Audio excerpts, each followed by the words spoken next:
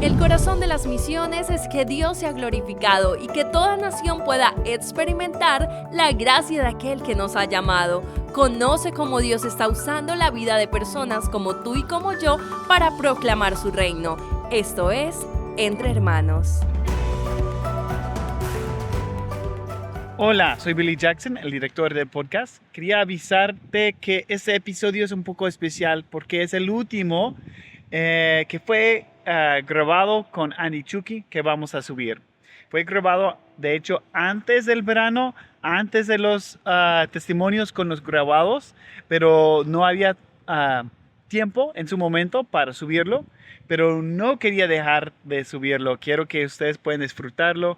De hecho, dejé un poco, no lo corté al inicio para que puedan ver un poco del estilo de Andy Chucky y su corazón por compartir contigo y con ustedes de nuestro podcast los testimonios de los alumnos y exalumnos de Río Grande. Entonces, espero que lo disfrutes.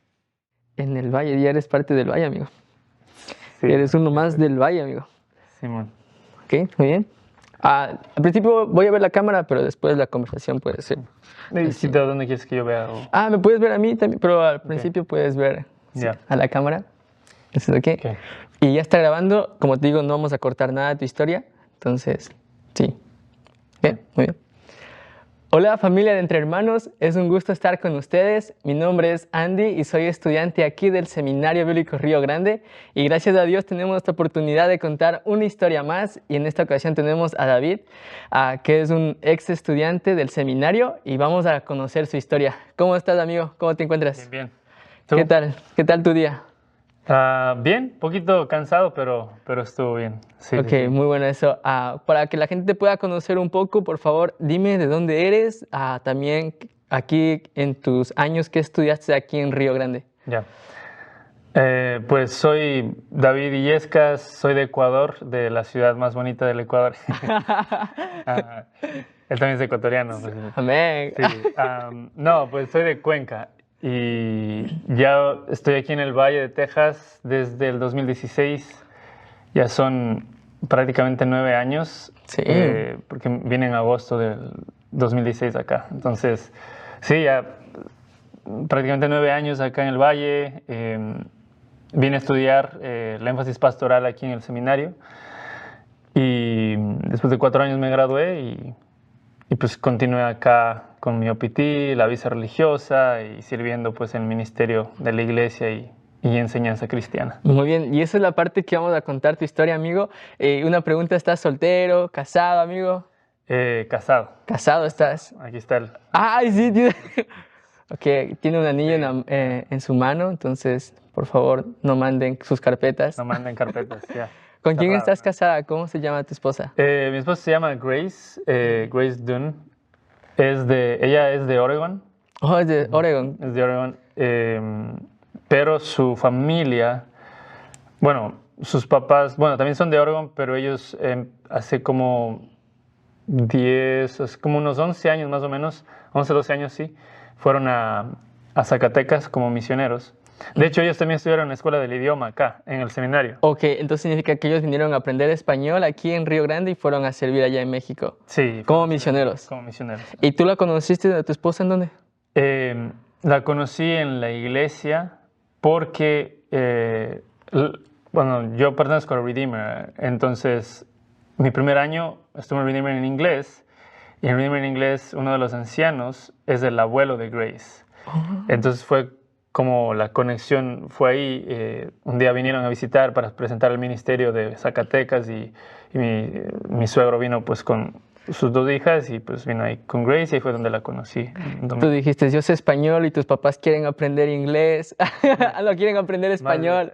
Sí, más bien, o sea, me dijeron, no, ya los papás sabían español ya. Ok, ok. Pero ahí me dijeron, mira, de hecho, fue chistoso porque el abuelo de ella, que pues ellos ya me conocían desde mi primer año ahí del OPT, me dijeron, tenemos una nieta que quiere ser misionera y cosas así. Yo decía, no, ya está bien, así, pero luego cuando vino, entonces ya como que conversamos y empezamos a conversar desde ahí Y posteriormente ya casado. ¿Cuántos años casado? Este 29 de julio van a ser 3 años. 3 años, 29 de julio, se celebra tus 3 años. Y con razón, amigo, te veo más con ojos azules, ojos verdes.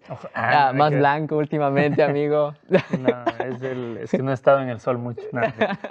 Pero sí, la verdad, David, qué emoción de poder tenerte aquí en el podcast. Y vamos a orar, amigo, para que sea un tiempo de poder pedir la guía al Señor. Querido Padre, querido Dios, Señor nuestro, Dios Todopoderoso, el único Dios verdadero, venimos a ti, Señor, agradecidos por que tú das la vida y nos das una oportunidad de poder contar una historia más aquí en el podcast. Y, Señor, gracias por la vida de David, su familia también, y el llamado que tú has hecho en su vida.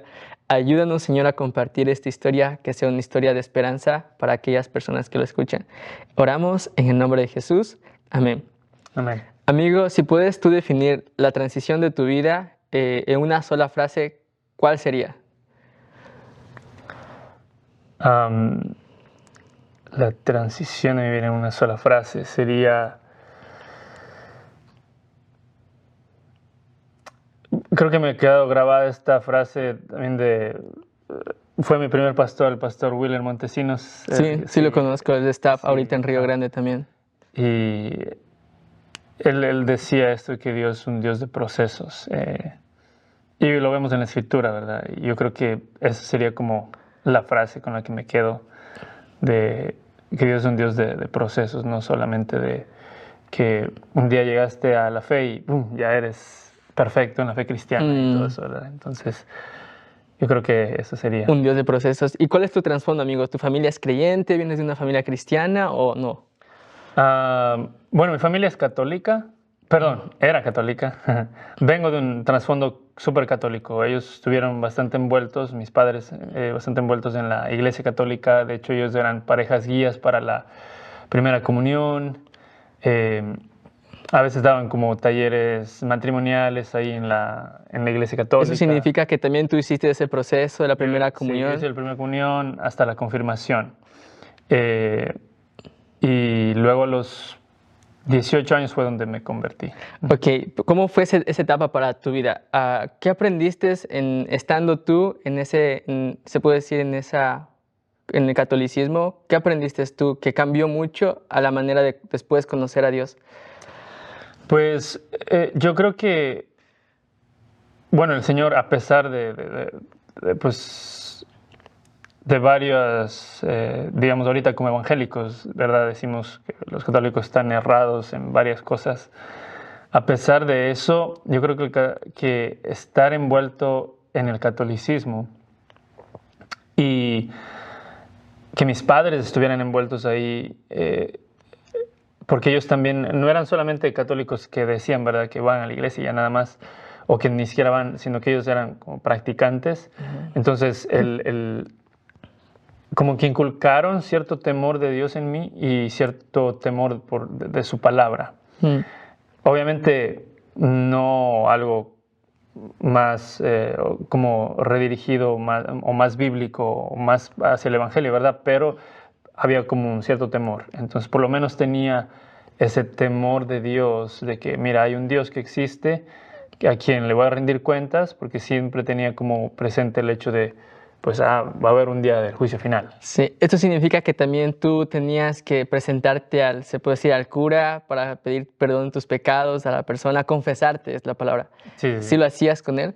Sí, de hecho, cuando haces la primera comunión, o más bien antes de hacer la primera comunión, tu primera vez de confesión, se podría decir, es justo antes de hacer la primera comunión, confiesas tus pecados al cura y le dices, mira, eso es lo que está pasando, ¿qué hago? Entonces, claro, de lo que yo recuerdo, ninguno me apuntaba a la cruz de Cristo o a la sangre preciosa de Cristo, sino me apuntaban a que, pues, reza estas Aves Marías y este Padre Nuestro. Y estás sanado y curado ya.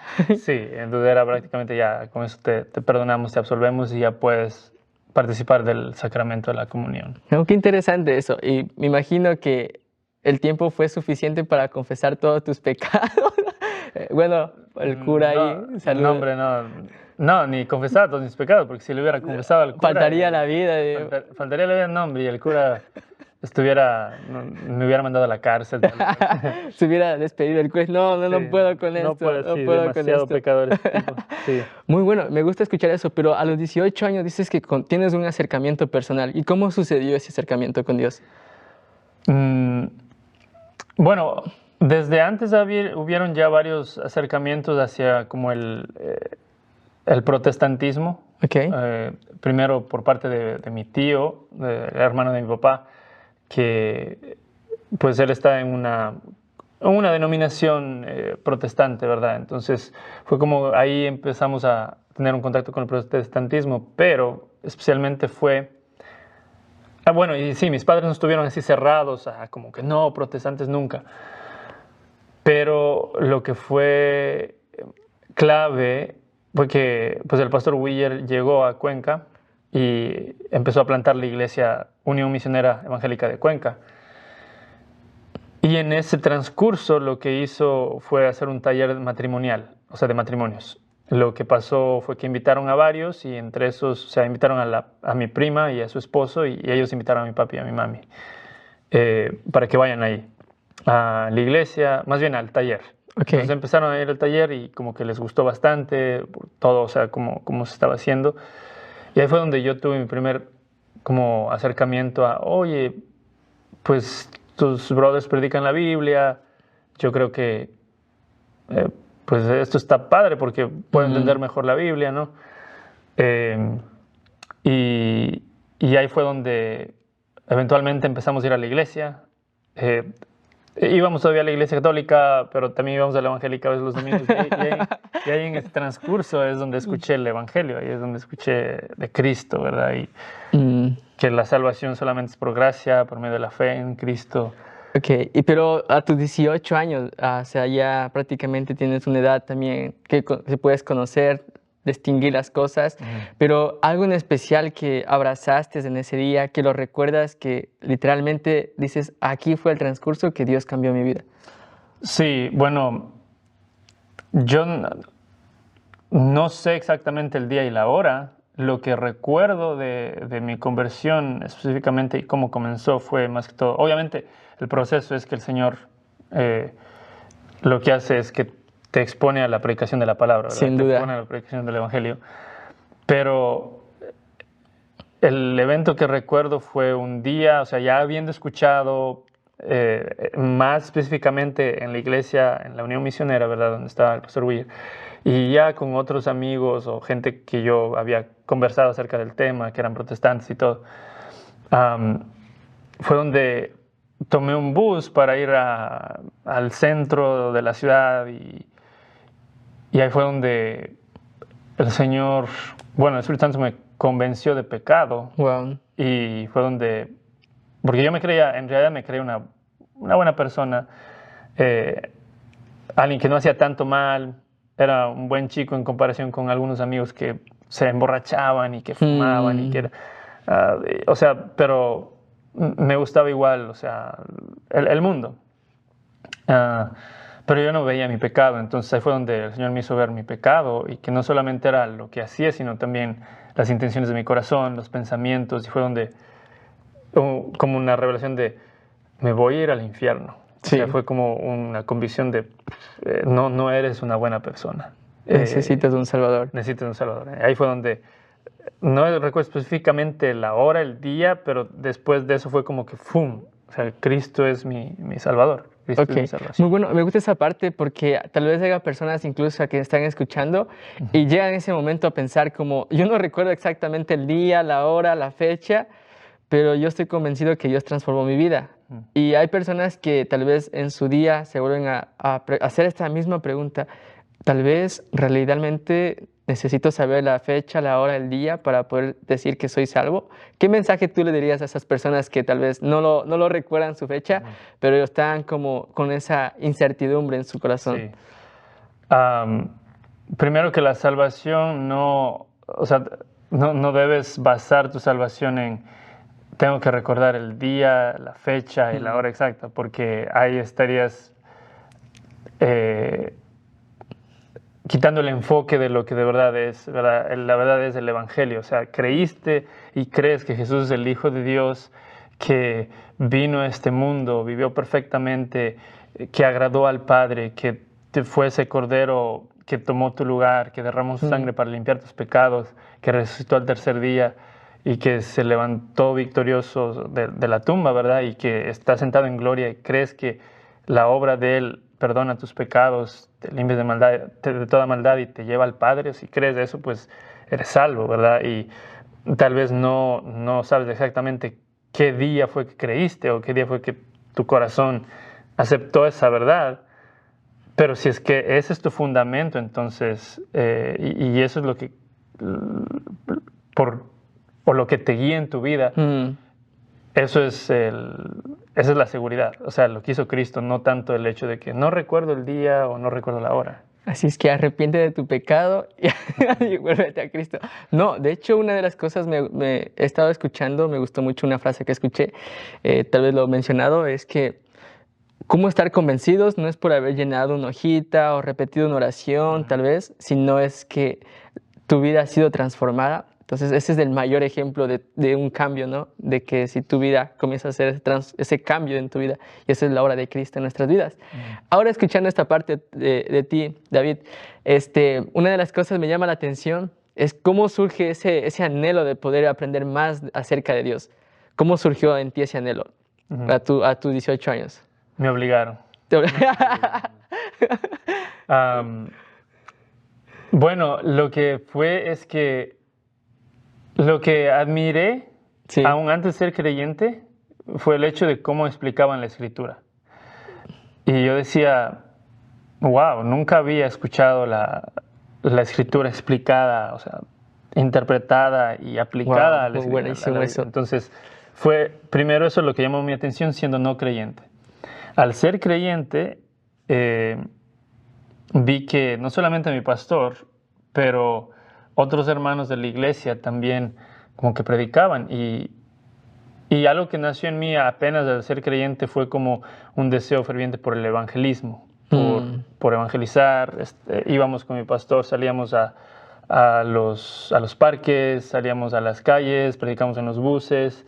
Wow. O sea, hacíamos toda esa obra de evangelismo y me apasionaba predicar el evangelio. ¿Por qué tenías esa pasión, amigo?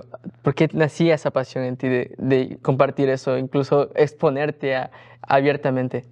Porque Cristo me salvó principalmente y porque pues amaba y pues amo predicar el evangelio a la gente. Pues por un lado yo creo que es uno de los dones que el Señor me ha dado, como el don de evangelismo, que creo que lo ejercité mucho más en Ecuador, ¿verdad? Sí. Aquí ha sido un poquito diferente, ha sido como una transición, pero creo que es uno de los dones que el Señor me ha dado.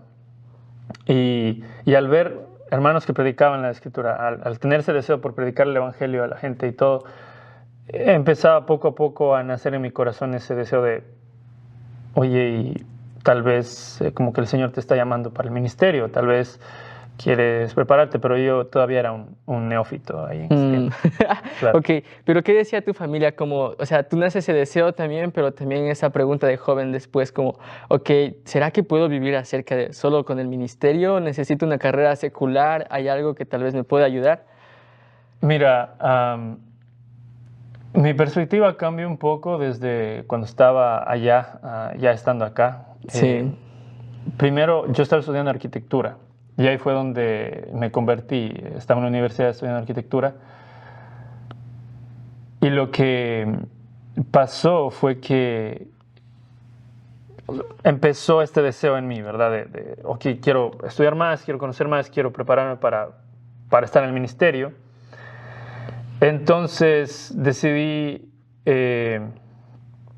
pues salir de esa línea, como... De la carrera, ¿verdad? De la carrera. Sin embargo, mi padre, él decía, mira, bueno, en ese tiempo ellos también ya habían creído en el Señor, estaban en la iglesia y todo eso, pero mi padre decía, mira, yo quiero que acabes la carrera y luego te vayas, o sea, no tengo problema con eso. Entonces, yo creo que ahí tal vez falta un poco un poco más de consejo en esa parte hacia mí como joven, ¿verdad? Decir, mira, yo ahorita dijera, bueno, todavía estás bajo el techo de tus papás, obedece a tu papá en eso, ¿verdad? Y sé diligente en acabar y dar testimonio como cristiano de una buena carrera, de obediencia, pero también de dar la gloria a Dios con tus estudios. Y somete a tu padre ahí, ¿verdad? Yo diría eso, que ahorita les recomendaría eso a varios jóvenes, ¿verdad? Sin que pierdan el enfoque, ¿verdad? Ahora, eso, aunque fue un poco de rebeldía de mi parte, eventualmente, por la gracia de Dios, ¿verdad? No por mi desobediencia, mi rebeldía, ¿verdad? Sí. Que era más que todo en ignorancia, no era tanto porque yo quería ser rebelde, pero era más que todo en ignorancia.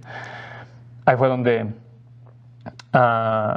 pues mi padre eventualmente aceptó el hecho de que, bueno, sí, ve y te apoyamos. Ok, pero ¿había la primera opción como venir acá a estudiar en Río Grande o tenías otras opciones? Tenía otra opción, tenía una opción en Bolivia donde habían estudiado mis pastores, Pastor Willer, el Pastor Héctor, de la Unión Misionera. Entonces estábamos viendo ahí la opción. Luego, bueno, tú tuviste en podcast a Bolívar, ¿verdad? Entonces, sí, a Bolívar también. Entonces él ya había venido acá. Él también es parte de su iglesia. Sí, éramos parte de la UME también en ese tiempo. Ok, perfecto. ¿Y tú escuchaste esta vez como Río Grande a través de quién? ¿De Pastor Willer? No, de Bolívar. De Bolívar. Bolívar fue el que me animó más a venir acá. Obviamente Willer y Héctor ya sabían y pues sí era una opción, pero no era tanto la opción porque era como Estados Unidos, yo nunca había salido ni a Perú, o sea, no sé, era como súper difícil esa parte de... ¿Cuál era tu perspectiva en cuanto a poder llegar acá a Río Grande? ¿Imposible? Lo decías. Al inicio sí, al inicio era imposible, era como... En cuanto a los gastos también, los costos. Sí, por los gastos, la visa... yo decía, no, mejor voy a Bolivia, que era el seminario de Hebrón, el seminario teológico de Hebrón. Y ya, pero no recuerdo qué pasó con el seminario teológico de Hebrón, no sé si, en realidad no recuerdo. El punto es que se abre esta oportunidad, o sea, Bolívar me habla de esto, empiezo a investigar, le comento a mis pastores y pues dicen, mira, sí, te vamos a apoyar como iglesia, y me apoyaron hasta mi tercer año aquí, me apoyaron mucho. Ok, muy bien. ¿Cómo sentiste tú cuando llega esa opción de cómo estudiar acá y ves como esa oportunidad de venir acá a prepararte? Pero una de las etapas, yo sé que ustedes como estudiantes tienen que comprobar que pueden pagar y sostenerse. Entonces tú prácticamente comenzaste a compartir con hermanos de la iglesia, con personas que te puedan apoyar mensualmente. No tanto en realidad. Bueno, ahí el Señor en su gracia permitió que hay unos hermanos de Minnesota que ellos son muy amigos de Willer también, del Ministerio de la Unión Misionera, que ayudaron o estaban con este enfoque de vamos a apoyar a estudiantes o más bien a jóvenes que quieran prepararse para el ministerio y que quieran ir a estudiar. Entonces yo era uno de esos jóvenes y los fondos que ellos mandaban pues ellos también los compartían a ustedes. Claro, ¿Cómo sentías tú a esa edad de poder recibir esto? ¿Cómo Dios estaba proveyendo? Pues yo decía, pues era del Señor, o sea, no había visto así como tan tangible como la provisión del Señor en ese tiempo, ¿verdad?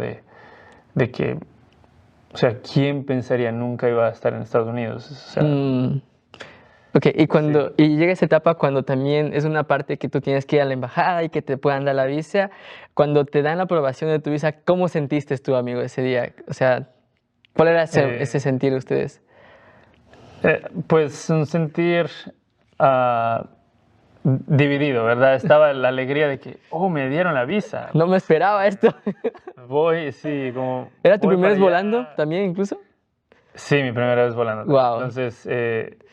Entonces voy para el Río Grande y como que estaba súper emocionado, pero al mismo tiempo triste, porque dejaba a mi familia, a mi iglesia local. Entonces esa era como esa mezcla de emociones, pero muy emocionado al mismo tiempo, o sea, siempre estuvo eso. Ok, muy buena esa parte. Y ahora, danos la oportunidad que tú puedes llegar aquí a Río Grande. ¿Cuál era tu perspectiva acerca del seminario? Al inicio pensaba que todo era como color de rosa. O sea, en el sentido de que como que todos eran como, wow, súper espirituales, los superhéroes de la fe prácticamente.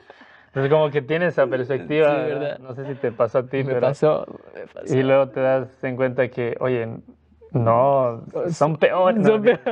No, o sea, ves que también son igual de pecadores que tú, que necesitan de la gracia de Dios y ves y aprendes. Entonces, creo que fue un muy buen tiempo para poder también cultivar buenas amistades. Ok. Y que amistades que perduran, pero también por el amor al Señor. Muy buena esa parte. Ahora, estando aquí tu primer año, ¿cuál fue tu etapa complicada en tu primer año? Mi etapa complicada en el primer año.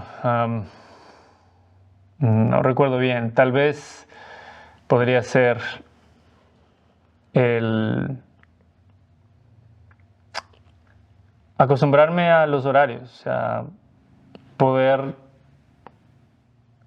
levantarme por mí mismo, hacer las cosas. O sea, yo ya había aprendido eso, más, o sea, como que ya era más responsable y todas esas cosas, pero creo que me costó eso y acoplarme a un ritmo de estudio y trabajo al mismo tiempo. Muy bueno eso. Yo recuerdo un testimonio, amigo. Me cuenta la hermana Maricano, es una maestra que ya no está por el momento. Me contaba de que tú luchabas mucho con su clase. O sea, al principio ella es muy estricta en cuanto a citar, en cuanto, o sea, que todo sea perfecto, ¿no? Y como, hermana, no se pase, un punto nomás es, ¿no? Pero ella me contó que al principio, me contó a mí, ¿no? Me dijo, mira, ¿te acuerdas de David? Digo, sí lo conozco, mira, él también empezó como tú, me dijo, ¿no? Yo también estaba así empezando. Me dijo, mira, pero después, o sea, sus primeras clases, o sea, un poco difícil, pero después le agarró el ritmo. Y déjame decirte que él fue uno de mis mejores estudiantes, me dijo. Incluso me dijo que le ayudase a editar como el manual de estilo. Incluso ahí estaba tu nombre, me indicó, me dijo, mira, aquí están los editores, ahí estaba tu nombre. Y eso me pongo a pensar, ¿no? En esa parte de tu poco conociendo un poco del trasfondo tuyo, es como, al principio es así, ¿no? Empieza algo nuevo, pero después, con el tiempo, veo como ese crecimiento que tú también inviertes intencionalmente para poder dar lo mejor. ¿Por qué abrazaste de eso, de como la excelencia, amigo? Hacerlo con excelencia, no sé, en esas partes muy importantes. Bueno, es un poco, decimos la palabra tricky, ¿verdad? Es un poco, ¿cómo es? ¿Cómo sería para que lo entiendan? Es un poco tricky, es un poco, no sé, puede ser un poco confuso, pongamos esa palabra, ¿verdad? Porque, por un lado, puedes caer en la apariencia de que, mira, esto es excelente y lo hizo para la gloria de Dios. Muy bueno. Por otro lado, o sea, puedes caer en esa apariencia, ¿no? De que porque es excelente, parece que está hecho por la gloria de Dios, pero también está la parte donde en realidad también es porque hay esta cuestión de ser un perfeccionista. Entonces yo creo que en mi caso se combinaron esas dos cosas. Yo soy un perfeccionista en detalles, me enfoco en detalles pequeños. Por eso a mí no me pareció tan difícil la clase de Maricano, que a otros estudiantes les pareció más difícil, y por eso yo también empecé a ayudarle con eso, porque soy muy de detalles, me enfoco en detalles que otros no se enfocan, muy observador en esas cosas. Me gusta como ver algunos detalles, me gusta, por ejemplo, con la arquitectura, en cosas así, pero también en cosas como documentos, y cuando es esto de estructura y todo eso, me gusta como, ok, tiene que estar así, y hago eso. Entonces, por un lado es parte de mi personalidad y parte de mi pecaminosidad, pero parte también de cómo usó Dios eso para poder servir. Entonces, perfeccionismo sí, en mi pecaminosidad, ahí está la pecaminosidad. Personalidad es que soy muy como enfocado o dirigido hacia los detalles. Que es como una habilidad, ¿verdad? Que pues el Señor pone diferentes habilidades en varias personas. Y también, o sea, el hecho de que, pues, era un área donde yo podía servir, entonces, pues, lo puedo servir. Entonces, creo que se combinan esas tres cosas. Muy bueno. ¿Qué mensaje tal vez le dirías a la hermana Maricano que lo llegue a escuchar? Lo vamos a mandar esto. ¿Qué le dirías a la hermana? Hermana Mari, pues, aprecio mucho los años que invirtió en mí también, en poder aprender de usted, en poder aprender de cómo, ser estricta, pero al mismo tiempo eso me ayudó a poder también ser estructurado. Aprecio mucho esa mentoría que tuve en sus años que también trabajé junto con usted como el secretario de la clase de métodos de estudio, métodos de investigación, ¿verdad? Sí. Y pues también ver ese amor que usted tiene por la gente de Cuba, por las misiones, por predicar el evangelio. En la frontera recuerdo que también íbamos a entregar ropa y todo. Entonces, admiro mucho eso, la quiero mucho y pues ojalá nos podamos ver en algún tiempo para que conozca también a mi esposa y a mi hijo. Oh, ¿ya tienes un hijo también? Sí. Ok, muy buen amigo. Ok, ahora escuchando esto, David, esta parte ahora en tu vida, cuéntanos un testimonio en el cual tú estabas orando específicamente por algo y la verdad era una necesidad que tenías y después ves cómo Dios obra tangiblemente y lo experimentas, ¿no? Y Dios proveyendo eso. ¿Tienes un testimonio así que puedas compartirnos? Sí. Bueno, hay varios, pero uno de ellos, por ejemplo, hablando del seminario, para mi tercer año, el último, no estoy tan seguro, no sé si era el sexto semestre o el séptimo semestre, no recuerdo. El punto es que para ese semestre no hubo los fondos suficientes para cubrir Tu colegiatura. La colegiatura, exacto. Y no sé, o sea, no tenía los fondos, ¿verdad? Para hacerlo. Y me faltaban como, no sé, $700, alguna cosa así. Entonces, el Señor abrió oportunidades como, por ejemplo, una de esas fue aplicar por una beca. Fue justo, mira, pueden aplicar por una beca. Entonces fue como $200.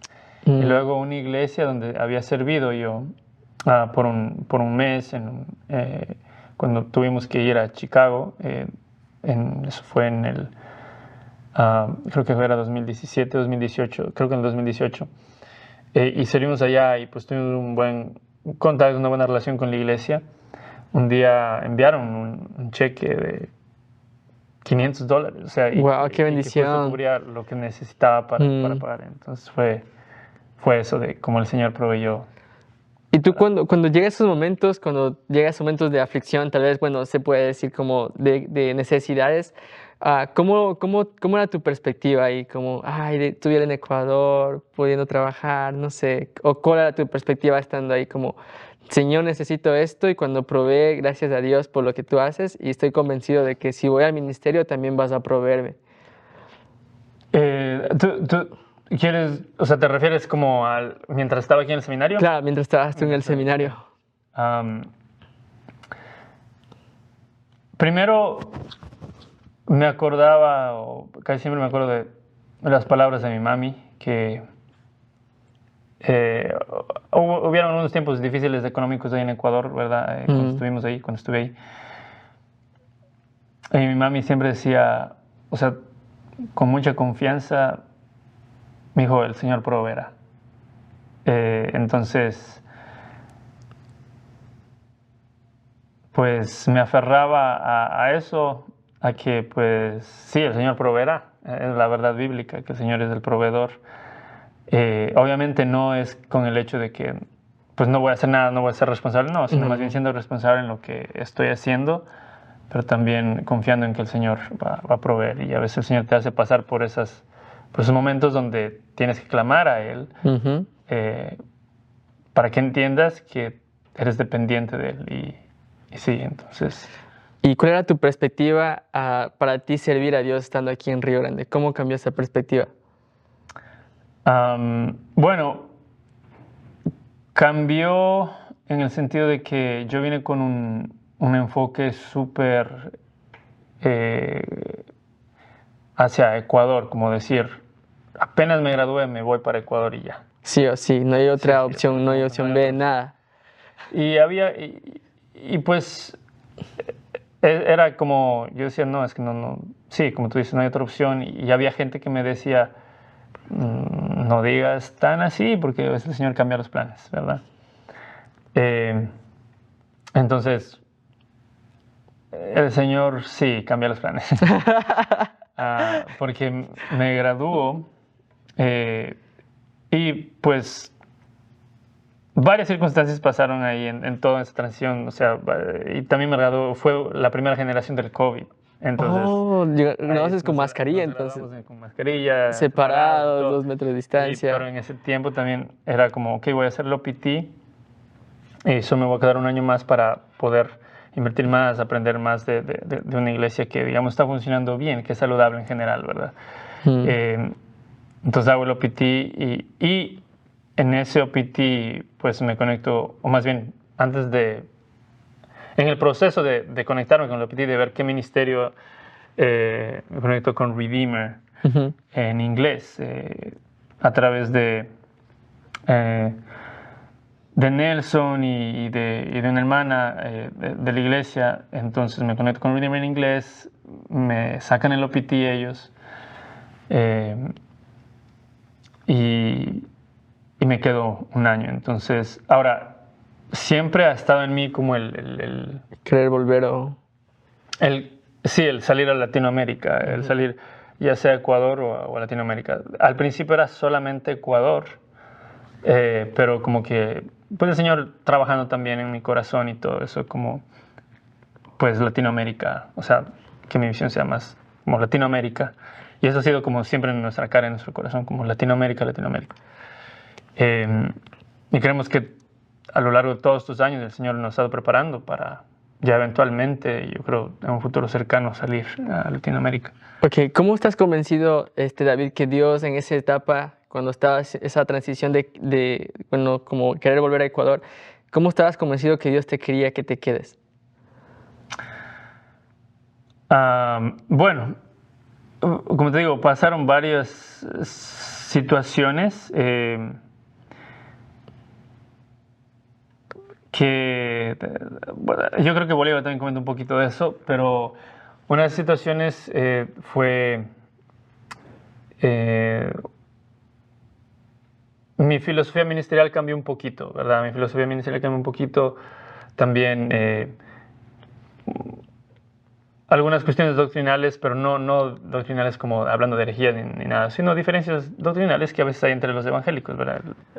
Entonces, ahí fue donde en paz y todavía mantenemos una buena relación con mi iglesia madre, ¿verdad? Pues, así como Pablo y Bernabé, decidimos tomar caminos distintos, ¿verdad? Claro, muy bien. En ese aspecto. Entonces, esa fue una, en esos cambios que hubo. Lo otro fue que, pues, estaba interesado en una chica. Tenía que ser una chica. Estaba interesado en una chica, entonces esa chica pertenecía a Redeemer en inglés.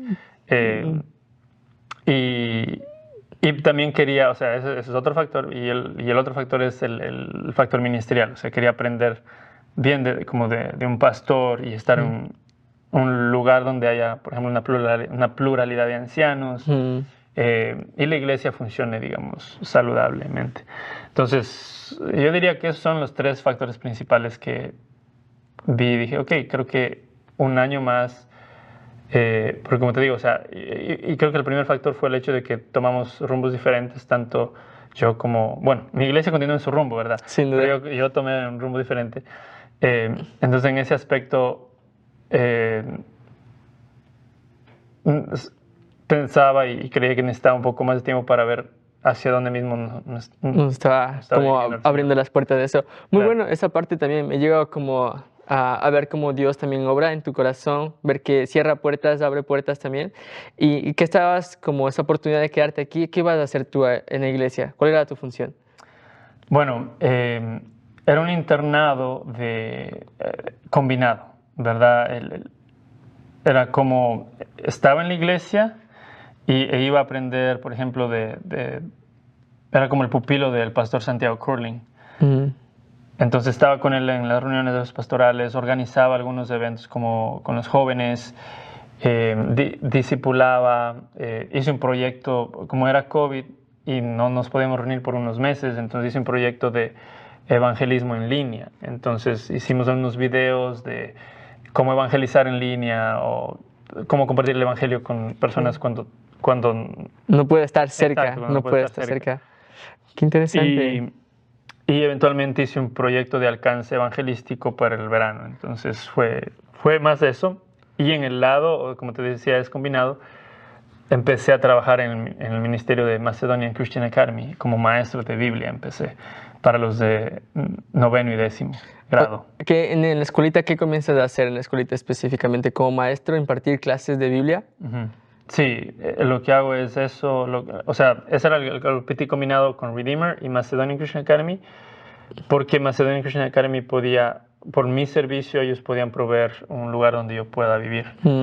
Entonces, empecé como maestro de Biblia. En realidad, en ese año era apologética para los de 9º y 10º y todo en inglés. Entonces, claro, sin duda. Un reto. Ese fue un reto grande. Wow, en serio, o sea, tú tenías tu inglés, ¿cuánto era tu nivel de inglés en ese entonces?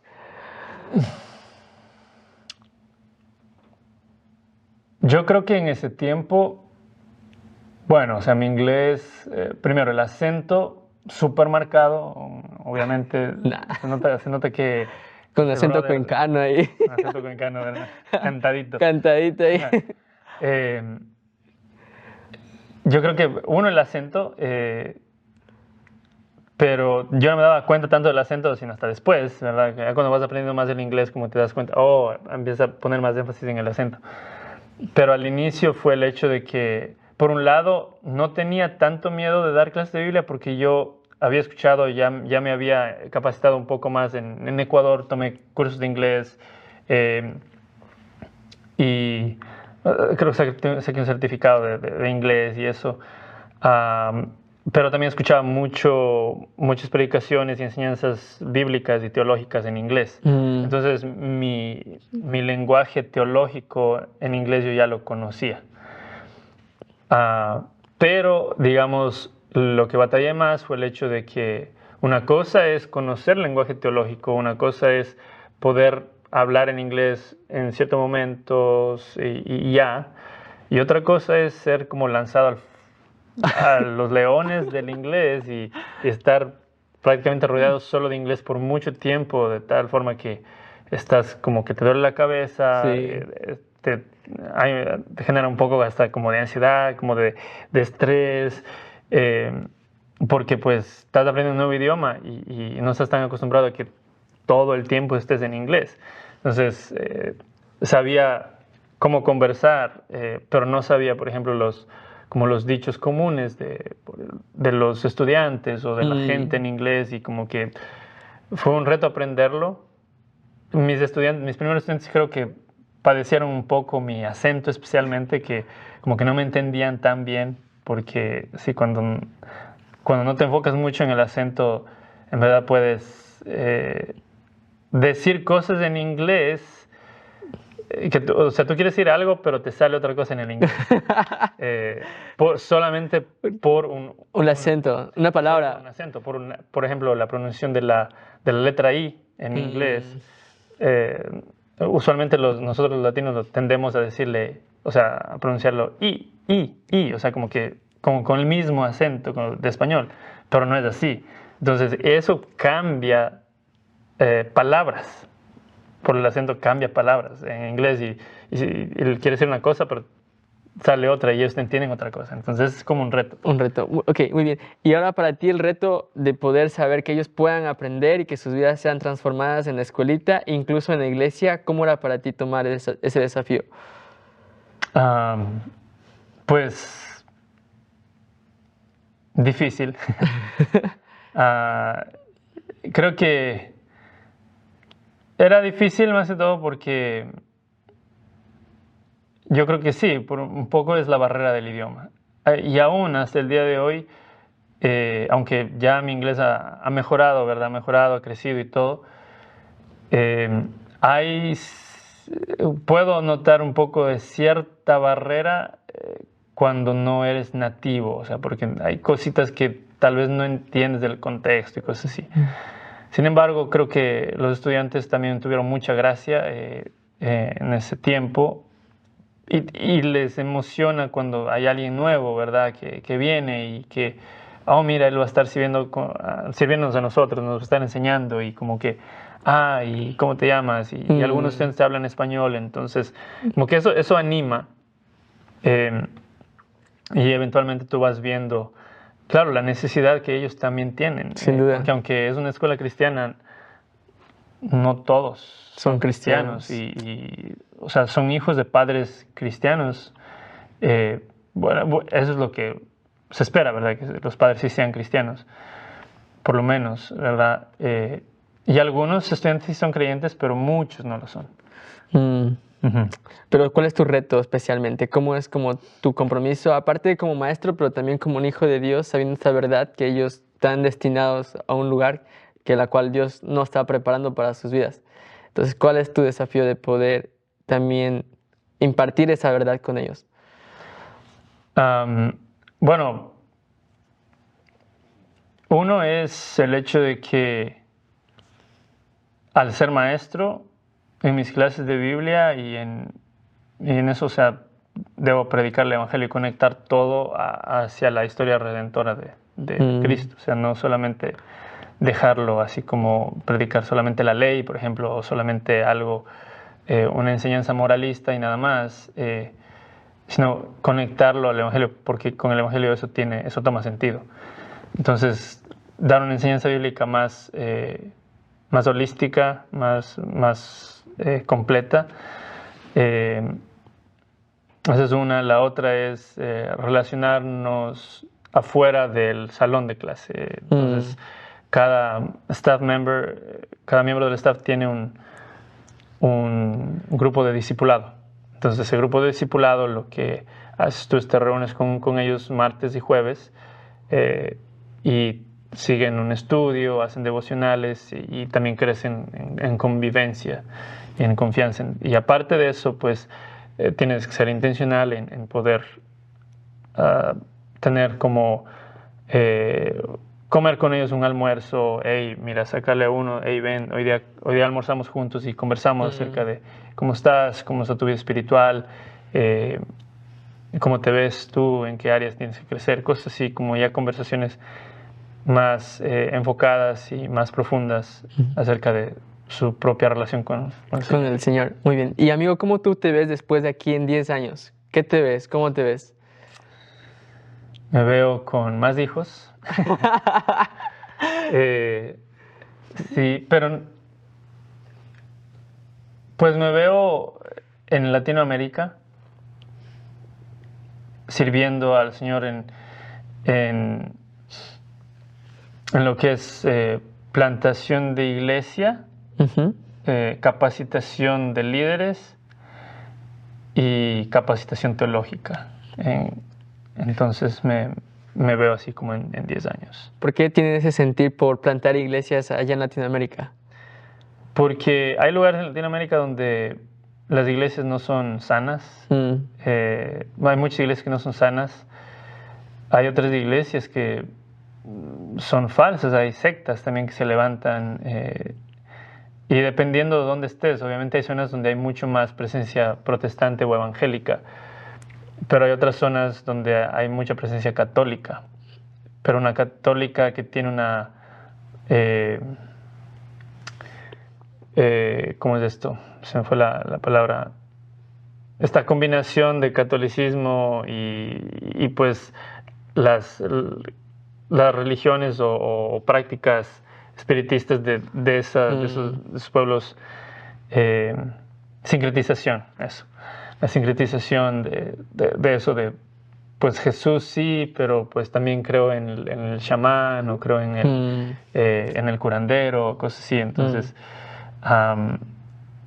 sí, entonces, más todo en lugares donde no hay tanta presencia de iglesias sanas, donde hay tal vez más presencia de catolicismo o presencia de alguna otra, ¿verdad? Que no sea, claro, cristiana o bíblica, ¿verdad? Y pues también el poder capacitar o ayudar a iglesias que tal vez no están tan sanas, pero tienen el deseo de crecer. Entonces, sí, es pues por eso. Que tiene ese llamado poder estar allá. Muy bueno, amigo. La verdad es increíble poder saber cómo Dios te ha traído acá en el seminario a prepararte. Y como dicen, ¿no? La visión del seminario es crear líderes centrados en el Señor, centrados en la palabra, que sea su base eso. Escuchando la visión de Dios ahora en tu vida, también es un reflejo de ver cómo el Señor está obrando en ustedes. Y es maravilloso saber que tienen ese amor de continuar en este caminar del Señor. ¿Por qué, amigo, tú no lo dejarías y volverías a otra cosa, sino continuarías con este camino de poder estar como enseñando la Biblia? Porque te da mucho dinero. No lo dejaría porque, bueno, primero cuando el Señor te llama y, o sea, no puedes verte haciendo otra cosa que no sea sirviéndole. Cuando te llama, digamos, a tiempo completo, ¿verdad? Sí. Y obviamente ese llamado no es para todos. El Señor te puede llamar a servirlo mientras eres un mecánico, mientras eres un doctor y está bien. Pero en este caso o sea, yo no puedo simplemente salir al mundo y conseguir un trabajo y ser miembro de una iglesia y ya. Y pues sí, obviamente participar en la iglesia y crecer y ser un buen esposo y todo eso, pero no. Es como que te da esa insatisfacción cuando tienes ese llamado, ¿verdad? De que no, Dios te llame para que seas ministro de la palabra, para que capacites, para que hagas discípulos, que hagan discípulos, ¿verdad? Entonces, no lo dejaría porque pues el Señor me llamó. Tal vez sería mi respuesta. No, está bien. Y es creo que la certera, porque el llamamiento que el Señor te ha hecho es aún mayor de las cosas que tú puedes ver aquí, que son pasajeras. Y eso, amigo, la verdad, gracias por contar una parte de tu historia. Es muy alentador poder escuchar esa parte de tu historia. Me gustaría saber si puedes dejar un mensaje a las personas que van a escucharlo después de esto, que si están manejando incluso o están viéndolo también. ¿Qué mensaje lo podrías dejar a estas personas? No sé. Mamá, estoy aquí. Mami. Bueno, un mensaje que podría dejarles es que primero el Evangelio es suficiente para la salvación.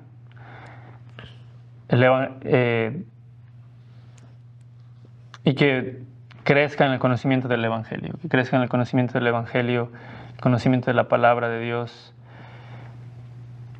y que dejemos que la palabra de Dios nos transforme de tal forma que las decisiones que hagamos en nuestra vida sean decisiones que estén basadas en la Escritura, sean decisiones que que le agraden a Él. Porque en realidad ahorita lo que pasa es que aún muchos cristianos, que nos llamamos cristianos, ¿verdad? Decimos, no, sí, yo sigo la Escritura, pero cuando uno toma decisiones, las toma basadas en una cosmovisión no cristiana, no bíblica, en lo que me conviene más, en lo que yo pienso que está mejor, en lo que funciona, y no en la sabiduría que el Señor nos da en la Escritura. Entonces, creo que ese sería mi mensaje. Así es, y muchas gracias, David, o conocido como el Pocho también. Sí, me conocen como el Pocho. Sí. Y gracias, amigo, por estar aquí con nosotros. También a las personas que están viendo este podcast, por favor, compártanlo y también puedan escribir un comentario aquí. Gracias por estar con nosotros en este episodio contando la historia de mi amigo. Y nos vemos en un próximo episodio. Dios los bendiga y ha sido un gusto estar con ustedes. Muchas gracias, amigo. Gracias, mi bro. Dios te bendiga. Corte. Hola, soy Billy Jackson, el director del podcast. Gracias por escucharnos. Si disfrutaste el episodio, por favor, déjanos un comentario, una calificación, un rating. Por último, puedes suscribirte para no perder ningún episodio. Si quieres conocer más del Seminario Bíblico Río Grande, puedes en la página web riogrande.edu. Gracias por ayudarnos a crecer como podcast. Muchas gracias.